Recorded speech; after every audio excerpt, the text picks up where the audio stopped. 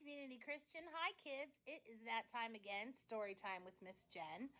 I wish that I was reading this story at church tomorrow, but unfortunately, Start Counting went red and we are doing online. So I got to thinking about what kind of book should I read. A lot of times I've been doing, what goes along with our themes for the week. So I'm thinking I was kind of tired. And I have my little glasses on, and I was going through my books, and you know how Miss Jen loves Dr. Seuss. I came across the sleep book. So since my eyes are sleepy, Miss Jen's going to read with her little pink glasses, and we're going to read Dr. Seuss's sleep book. The news just came in from the county of Keck that a very small bug by the name of Van Kleck is yawning so wide you can look down his neck.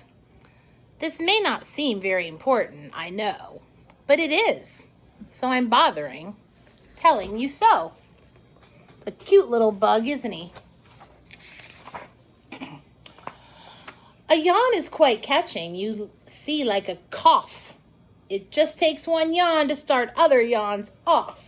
Now the news has come in that some friends of Van Vleck's are yawning so wide you can look down their necks. At this moment right now, under 7 more noses, great yawns are in blossom. They're blooming like roses.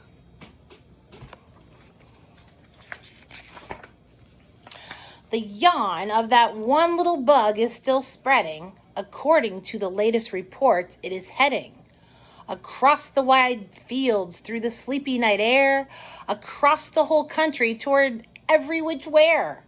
And people are gradually starting to say, I feel rather drowsy. I've had quite a day.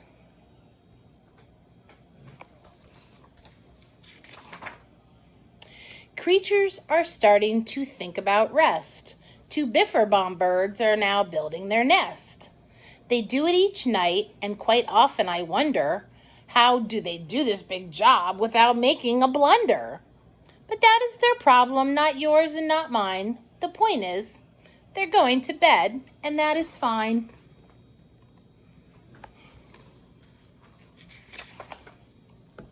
Sleep thoughts are spreading throughout the whole land. The time for a night brushing of teeth is at hand. Up at Herkheimer Falls, where the great river rushes and crashes down crags in the great gargling gushes, the Herkheimer sisters are using their brushes. Those falls are just grand for toothbrushing beneath, if you happen to be up that way with your teeth.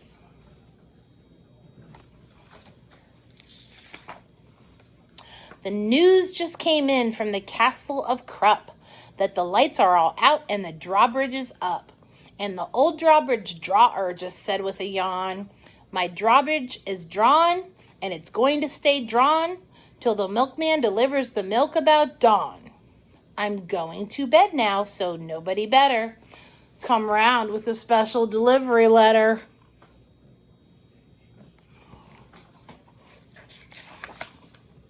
The number of sleepers is steadily growing.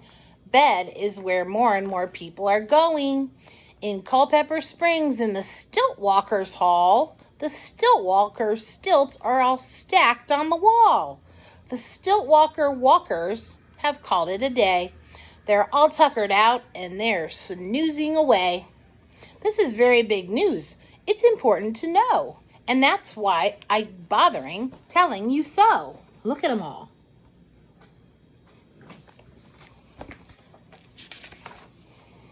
Way out in the west, in the town of Merced, the Hinklehorn Honking Club just went to bed. Every horn has been quietly hung on a hook for the night in its own private Hinklehorn nook.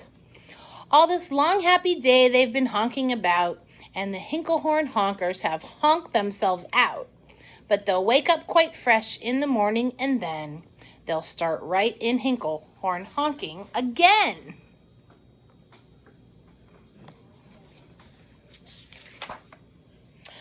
Everywhere creatures are falling asleep.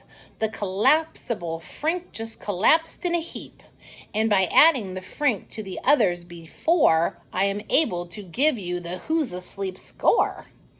Right now, 40,404 creatures are happily, deeply in slumber. I think you'll agree that's a whopping fine number. Look at that crazy creature. Counting up sleepers, just how do we do it? Really quite simple. There's nothing much to it. We find out how many, we learn the amount by an tally-o count. On a mountain halfway between Reno and Rome, we have a machine in a plexiglass dome, which listens and looks into everyone's home. And whenever it sees a new sleeper go flop, it jiggles and lets a new big old ball drop. Our chap counts these balls as they plop in a cup, and that's how we know who is down and who's up.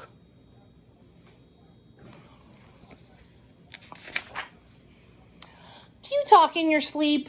It's a wonderful sport, and I have some news of this sport to report. The world champion sleep talkers Joe and Mo Redzoff have just gone to sleep, and they're talking their heads off. For 55 years now, each chattering brother has babbled and gabbled all night to the other. They've talked about laws and they've talked about gauze. They've talked about paws and they've talked about flaws. They've talked quite a lot about old Santa Claus. And the reason I'm telling you this is because you should take up this sport. It's just fine for the jaws.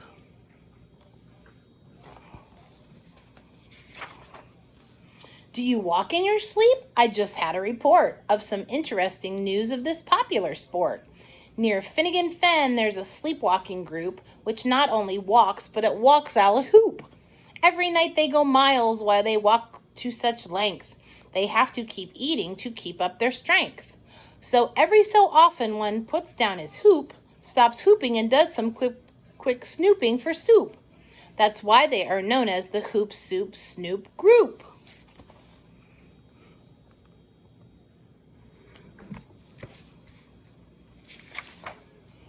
Sleepwalking, too, are the curious Crandalls who sleepwalk on hills with assorted-sized candles. The Crandalls walk nightly in slumbering peace, in spite of slight burns from the hot dripping grease. The Crandalls wear candles because they walk far, and if they wake up, they want to see where they are. Miss Jen's not sure that sounds very safe. Now, the news has arrived from the Valley of Vale that a Chippendale mup has just bitten his tail, which he does every night before shutting his eyes.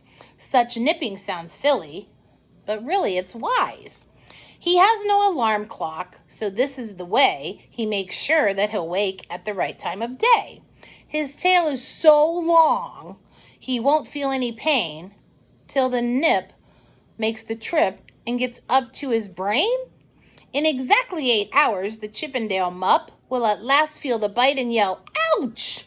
and wake up. That's a really long tail. A Mr. and Mrs. J. Carmichael Crocs have just gone to bed near the town of Fort Knox, and they, by the way, have the finest of clocks.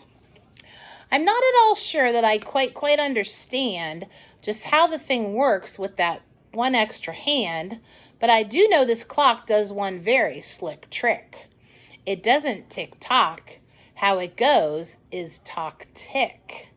So with ticks in its talker and talks in its ticker, it saves lots of times, and the sleepers sleep quicker.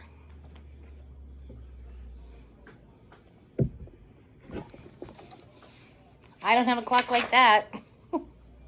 What a fine night for sleeping. From all that I hear, is the best night for sleeping in many a year.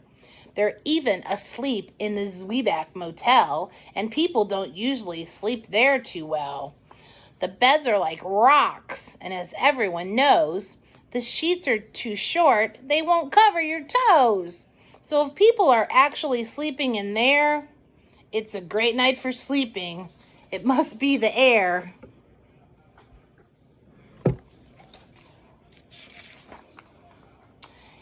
great night for snores. I just had a report of some boys who are tops in this musical sport. The snoriest snorers in our fair land are Snorter McPhail and his Snore-a-Snort band.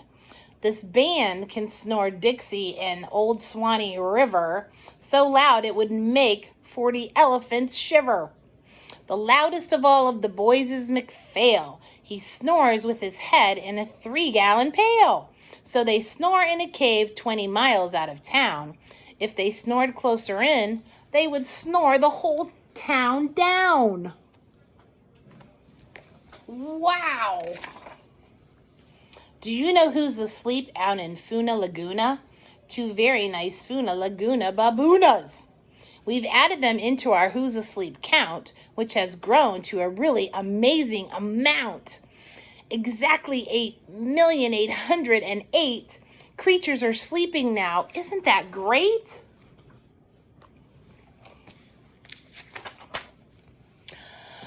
A Jed is in bed, and the bed of a Jed is the softest of beds in the world, it is said. He makes it from pom-poms he grows on his head, and he's sleeping right now on the softest of fluff, completely exhausted from growing the stuff. Woo, that does look comfy though. The news has come in from the district of Doft. That 2 oft are asleep, and they're sleeping aloft. And how are they able to sleep off the ground? I'll tell you, I weighed one last week and I found that an oft is so light, he weighs -1 pound. Miss Jen would like to weigh -1 pound.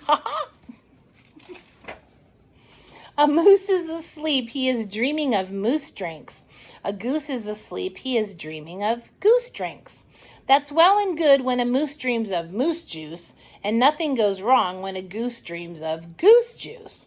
But it isn't too good when a moose and a goose start dreaming they're drinking the other one's juice.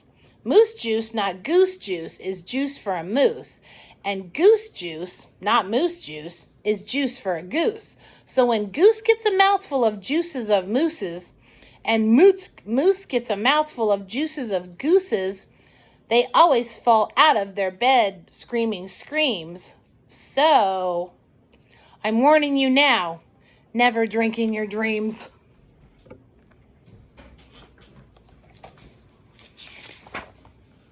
Speaking of dreaming, I think you should note that the Bumbletub Club is now dreaming afloat. Every night they go dreaming down Bumbletub Creek, except for one night every 3rd or 4th week, when they stop for repairs, 'cause their Bumbletubs leak. But tonight they're afloat, full of dreams, full of bliss, and that's why I'm bothering to tell you this.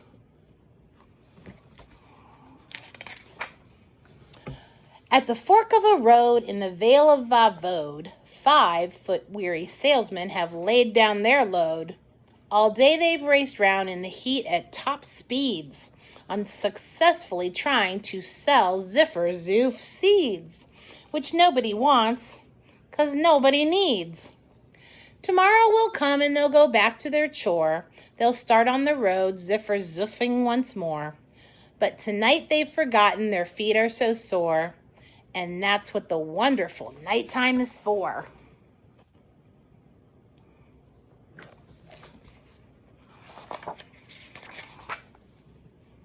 Everywhere creatures have shut off their voices. They've all gone to bed in the beds of their choices. They're sleeping in bushes, they're sleeping in crannies, some on their stomachs and some on their fannies. They're peacefully sleeping in comfortable holes, some even on soft-tutted barber shop poles. The number of sleepers is now past the millions. The number of sleepers is now in the billions.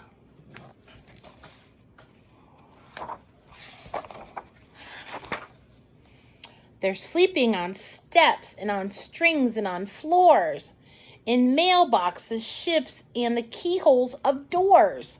Every worm on a fish hook is safe for the night. Every fish in the sea is too sleepy to bite. Every whale in the ocean has turned off his spout. Every light between here and Farfoodle is out. And now adding things up, we are way beyond billions. Our Who's Asleep score is now up in the zillions.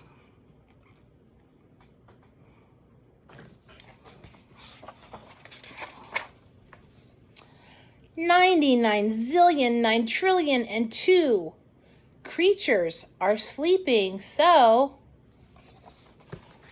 how about you?